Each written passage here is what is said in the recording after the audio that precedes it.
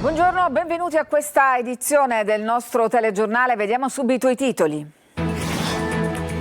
Centinaia di cortei in tutta Italia per lo sciopero generale indetto dalla CGIL per Gaza. La CGIL parla di 150.000 manifestanti in Sicilia. A Catania un fiume di persone ha attraversato la città, poi una frangia ha bloccato la stazione. In 30.000 attraversano in corteo le strade di Palermo, pagliacci militari tra le fila degli attivisti. Il segretario della CGIL Mannino, il mondo del lavoro, rivendica un'economia di pace. Rapine feroci in villa compiute dopo un rito tribale ufficiato da un senegalese. Tra gli episodi su cui indagano i carabinieri di Catania, l'assalto a una villa di Mister Bianco. Minacciati i proprietari, vendiamo all'estero la vostra bambina. A Favaro continuano le ricerche di Marianna Bello, la donna scomparsa nel nubifragio. Ieri ritrovati una scarpa e il portafogli. Si indaga sul collettore pluviale, le cui grate erano aperte da tempo. Jazz for Peace, tra Catania e Palermo una rassegna musicale che parla di pace. L'artista israeliana Ariel Barte, anche noi protestiamo per cambiare le cose. Calcio, nodo attaccante per Mimmo Toscano in vista del derby di domenica al Massimino contro il Siracusa. Difficile il recupero di Forte, possibile l'impiego di Lunetta come punta centrale. Calcio, vigilia di campionato per il Palermo che domani farà visita allo Spezia. Inzaghi cambierà ancora formazione.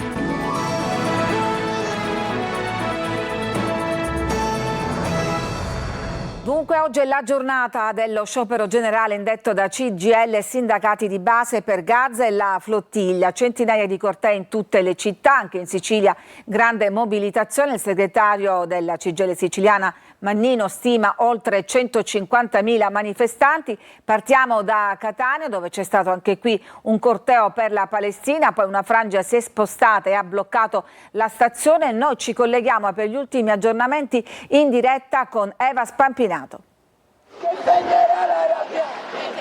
Sì Lorena, avevano detto che volevano bloccare tutto e lo hanno fatto, hanno paralizzato parte della città, il corteo parallelo, quello che vedete alle mie spalle. In questo momento io mi trovo in Corso Sicilia e stiamo seguendo con il nostro operatore Angelo Pandolfo gli spostamenti del corteo definito appunto parallelo e non autorizzato. Non sappiamo in realtà dove andranno perché stanno proseguendo e vorranno proseguire, così si pensa, per tutto il giorno. Il corteo guidato dalla CGIL che poi è partito dal porto ed è arrivato al Castellursino invece si è concluso questa mattina in tarda mattinata. Poi è arrivato un certo punto, come dicevi tu, una parte dei manifestanti si è staccata dal corteo principale e ha preso la sua direzione. Vogliamo bloccare tutto, così hanno fatto, sono arrivati alla stazione di Catania, un gruppo di loro, un centinaio, sono riusciti ad entrare dentro, dicono alcuni scontrandosi anche con le forze di polizia, e hanno occupato i binari. Sono rimasti lì all'incirca un'ora. Nel frattempo la piazza Giovanni XXIII, la piazza della stazione è stata bloccata, il traffico è stato bloccato, auto paralizzate. All'1:15 circa sono usciti dalla stazione, hanno abbandonato i binari e il corteo si è ricomposto per andare in direzione appunto di Corso Sicilia, e adesso ci stiamo avvicinando a ci stiamo avvicinando appunto al centro storico di Catania. Ma vediamo cosa è successo questa mattina, come è andata, e poi la linea può tornare allo studio, ve la chiederò se dovesse succedere qualcosa. È iniziato tutto in modo regolare, appuntamento al porto di Catania per proseguire tutti insieme fino al Castellursino. Un fiume di studenti, il fronte più numeroso e compatto del corteo catanese pro-Palestina, al fianco degli attivisti della flottiglia, è arrivato in massa, cartelli e megafoni alla mano, al ritmo dei cori che per tutta la mattina hanno accompagnato la manifestazione dello sciopero generale indetto dalla CGIL. È chiaro che noi chiediamo con forza al governo che inizi a parlare di quello che avviene a Gaza. Questa oggi il mondo del lavoro, i sindacati sono l'istituzione invece che sta rispondendo a un senso di umanità molto diffuso in tutto il paese. Ma qual è il messaggio che passate ai vostri studenti?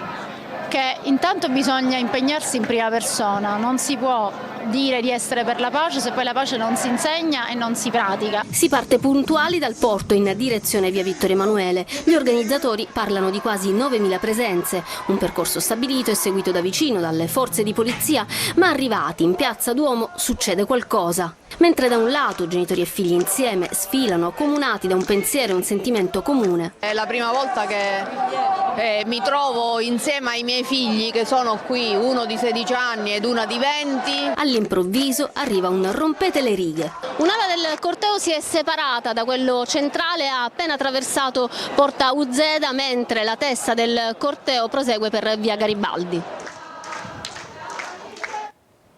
E intanto una nuova flottilla composta da 11 barche è partita dai porti di Catania e di Otranto diretta a Gaza, a bordo un centinaio di persone, tra medici, infermieri e giornalisti provenienti da 25 paesi. Dobbiamo aprire un corridoio umanitario ma anche umano, ha detto Riccardo Corradini, uno dei chirurghi a bordo. Gaza è l'unico posto al mondo in cui io da medico non posso andare per affiancare i miei colleghi. Ma continuiamo ad occuparci della mobilitazione generale di oggi. Andiamo a Palermo, dove 30.000 persone sono scese in piazza per manifestare per Gaza. C'erano tra gli attivisti anche dei pagliacci vestiti da militari. Ieri sera scontri nella zona del porto. Sentiamo Marco Gullà. Sciopero generale! Circa 30.000 persone a manifestare a Palermo nel giorno dello sciopero generale per la Palestina libera, per Gaza. Lavoratori, studenti, pensionati, sindacati, il capoluogo invaso da bandiere della pace e della Palestina, dalla stazione centrale a Piazza Indipendenza, il percorso del corteo. Il mondo del lavoro non può non essere protagonista di questa battaglia.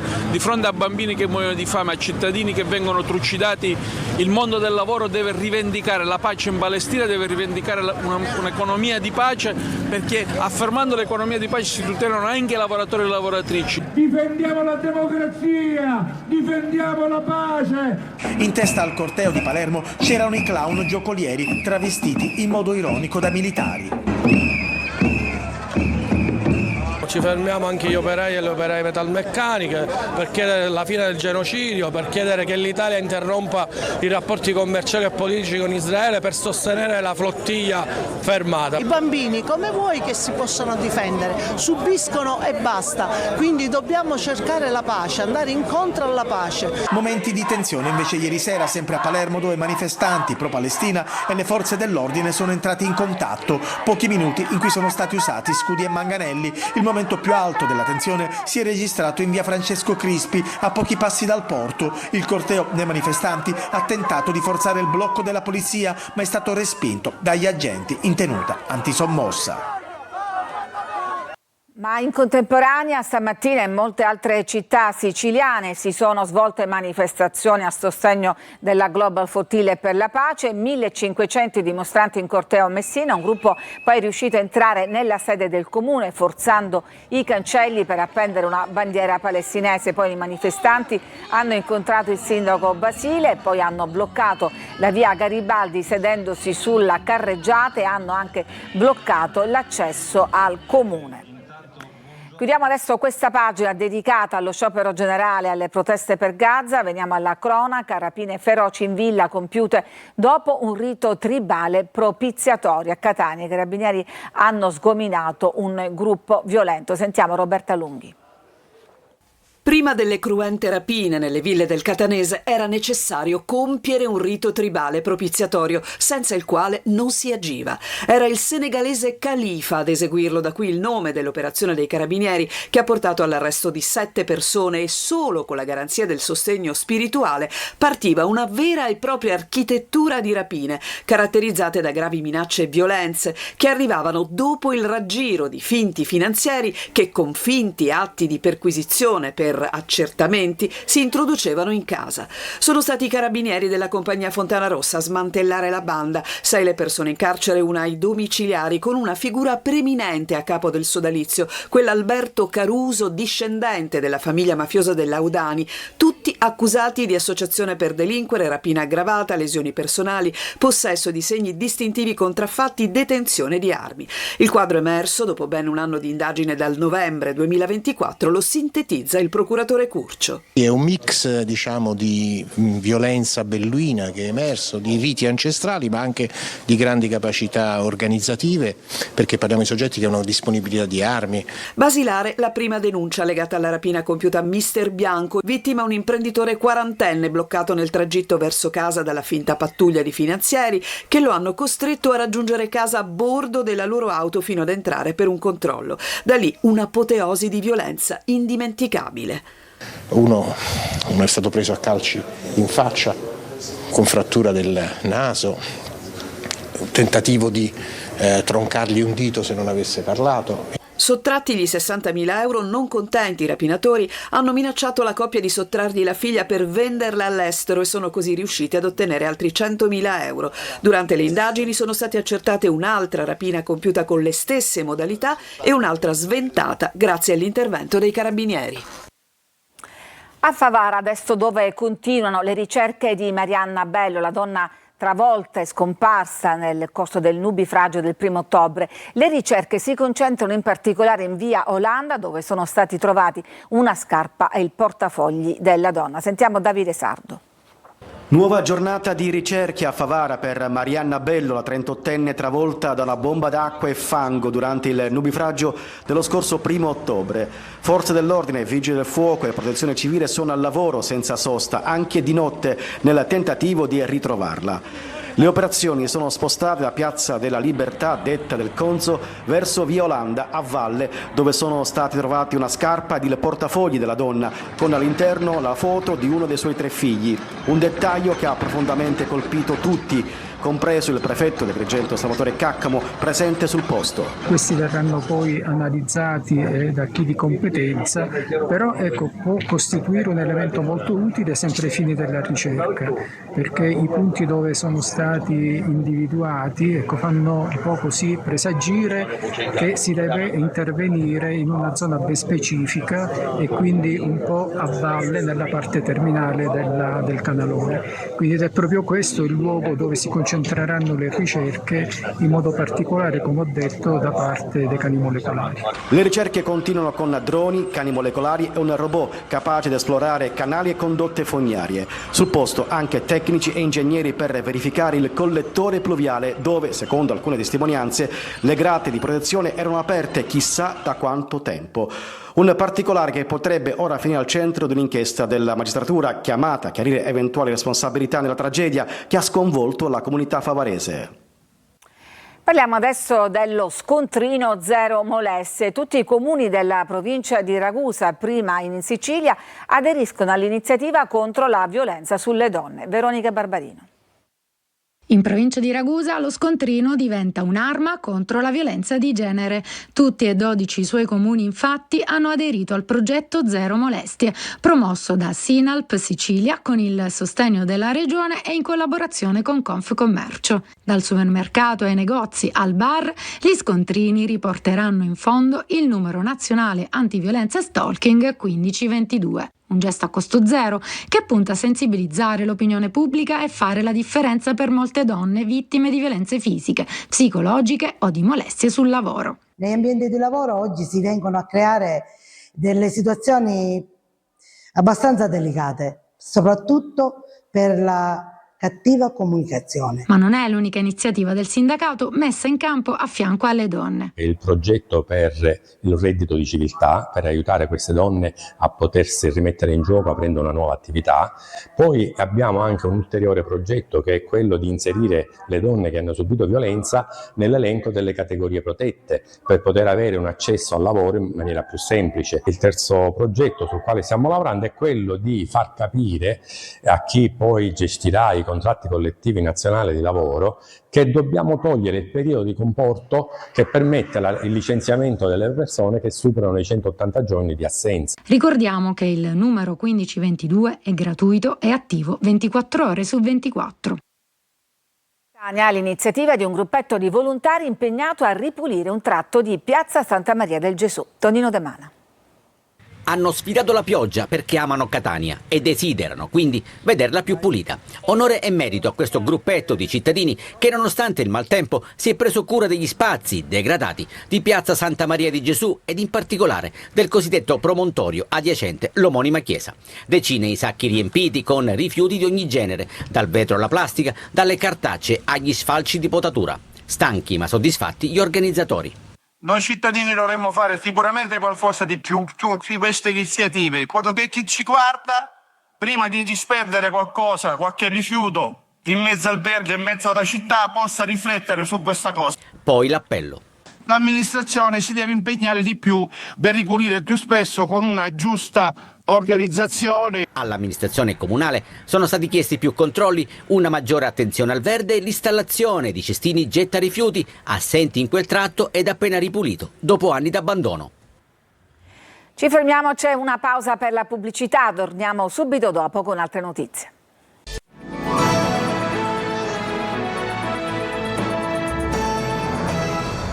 Il professore Paolo La Greca, docente universitario di tecnica e pianificazione urbanistica, si è dimesso dall'incarico di vice sindaco e assessore della giunta comunale. In una lettera indirizzata al sindaco trentino, La Greca motiva la scelta con crescenti impegni accademici. Sono certo che continuerà a darci supporto, ha commentato il sindaco, in particolare per portare avanti la progettazione del piano urbanistico generale. E siamo agli spettacoli. A Catania e Palermo la rassegna musicale Jazz for Peace con artisti provenienti dalle aree del Medio Oriente sotto attacco di Israele. Tra loro c'è anche Ariel Bart, una giovane armonicista israeliana che dice: anche noi protestiamo per cambiare le cose. Lei è Ariel Bart, musicista israeliana che fa la spola tra Tel Aviv e Berlino, dove vive. La 27enne armonicista è la fondatrice dell'Ariel Bart Trio, una delle realtà musicali più interessanti emerse negli ultimi tempi, che mescola armonica, violoncello e pianoforte. 2 dischi alle spalle e numerose esperienze in giro per il mondo. Il trio è tra gli ospiti della rassegna Jazz for Peace, realizzata tra Catania e Palermo con la partecipazione di musicisti provenienti dai paesi bombardati dal governo Netanyahu: Siria, Libano, Iran e Palestina. Non posso e non voglio cambiare la mia identità. Il fatto che la gente mi veda in maniera sbagliata non mi fa piacere, ma lo posso capire. Noi stiamo lottando e protestando per cercare di cambiare questa situazione, per Gaza e per Israele. Anche il mondo della musica, da sempre in prima fila nelle battaglie per i diritti e l'uguaglianza, si mobilita per promuovere la pace contro le guerre e le violenze. Ci fermiamo, c'è un'altra pausa, poi torniamo con la pagina sportiva perché si avvicina il derby di domenica al Massimino contro il Siracusa, Catania-Siracusa, tra poco.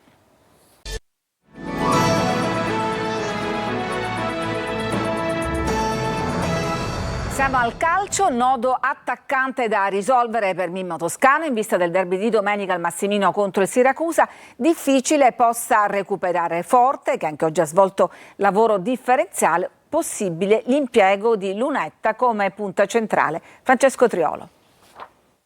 Il derby si avvicina, domenica al Massimino il Catania affronterà il Siracusa e Mimmo Toscano ancora oggi non sa quali saranno le frecce d'attacco disponibili al proprio arco. L'allenatore rosso-azzurro per il match contro gli Aretusei deve fare i conti con un problema serio nel reparto offensivo della squadra. Forte, infatti, anche oggi ha svolto lavoro differenziato ed è indubbio per la partita. Sarà domani il giorno della decisione in un senso o in un altro sull'eventualità di avere a disposizione solo Toscano, che parlerà proprio dopo la rifinitura, potrà sciogliere i dubbi.